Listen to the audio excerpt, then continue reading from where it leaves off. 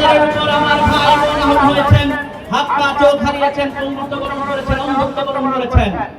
কিন্তু তবুও বাংলাদেশে অভ্যুত্থানকারীদের হৃদয়ে বাংলাদেশের পরিবর্তন ছাড়া নিজের স্বার্থ উন্নয়নের ব্যাপার কিন্তু প্রাধান্য পায় নাই।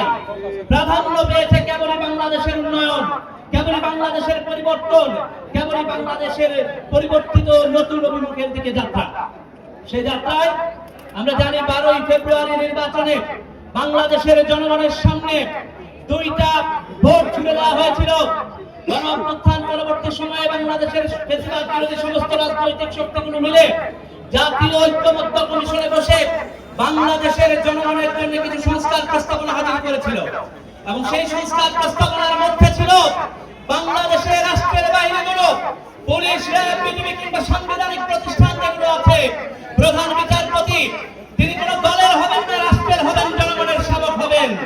আমরা সেটাই চেয়েছিলাম, সেজন্য আমরা গণভোটে আমাদের ভোট দিয়েছিলাম। আপনারা কি ভোট দিয়েছিলেন গণভোটে? কি ভোট দিয়েছিলেন গণভোটে? আমাদের 70% জনগণ হায়ের পক্ষে ভোট দিয়েছিল।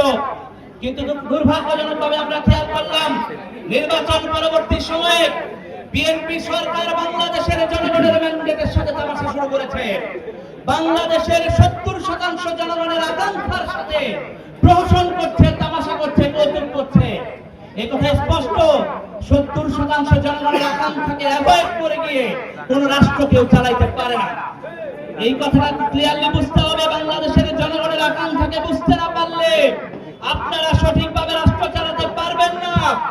আমরা জাতীয় নাগরিক পার্টি এনসিপি বাংলাদেশ সরকারকে সহযোগিতা করতে চাই, একটা নতুন রাষ্ট্র নির্মাণে অগ্রসর হতে চাই। কিন্তু জনগণের সাথে তামাশা করে আপনারা যে রাষ্ট্র করতে চান সেই রাষ্ট্র নির্মাণে আমরা সহযোগী হতে পারি না। আপনাদেরকে জনগণের আকাঙ্ক্ষা বুঝে রাষ্ট্র নির্মাণে অগ্রসর হতে হবে। একই সাথে আপনাদেরকে বুঝতে হবে যে মাটিতে মহান আল্লাহ তাআলা শহীদ ওসমান হাদির জন্ম দিয়েছে, সে মাটি সংগ্রামের, বিপ্লবের, লড়াইয়ের হার মানে না, মাথা নত করে না সেই মাটি। শহীদ ওসমান হাদিকে জন্ম দেওয়া মাটির এই সন্তানদের সামনে রেখে বলতে চাই, বাংলাদেশ গড়ার লড়াইয়ে আপনারা এনসিপির সাথে থাকবেন তো ইনশাআল্লাহ?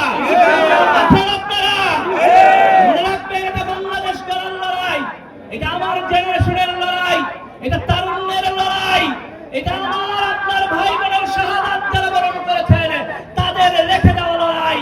এইটা আমার আপনার ঘরে থাকা সন্তানের, পিতার, মায়ের মাঝে বসে থাকা ওই মায়ের, কিংবা আমার মসজিদে বসে থাকা হুজুরের, এই দোকানদার, ব্যবসায়ী, রিক্সা চালক, শ্রমিকের অপূর্ণ লড়াই।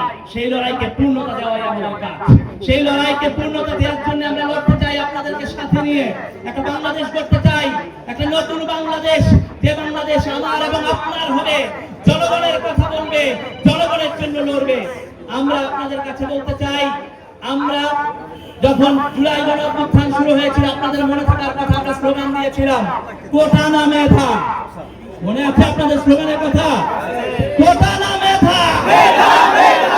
এই যে মেধা মেধা বলেছিলাম, বাংলাদেশ সরকার কি মেধা ও যোগ্যতার ভিত্তিতে এখন চাকরিতে নিয়োগ দিচ্ছে বলেন?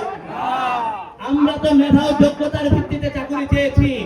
সরকারি অফিসে বসে আপনাদের পিছনে পিছনে দৌড়াবো, তোষমগিরি করতে হবে, চাটুকারি করতে হবে, এই জন্য আমার তরুণেরা কোনো অভ্যুত্থান করে নাই। সুতরাং মেধা ও যোগ্যতার ভিত্তিতে আপনাদেরকে এই চাকরি নিশ্চিত করতে হবে।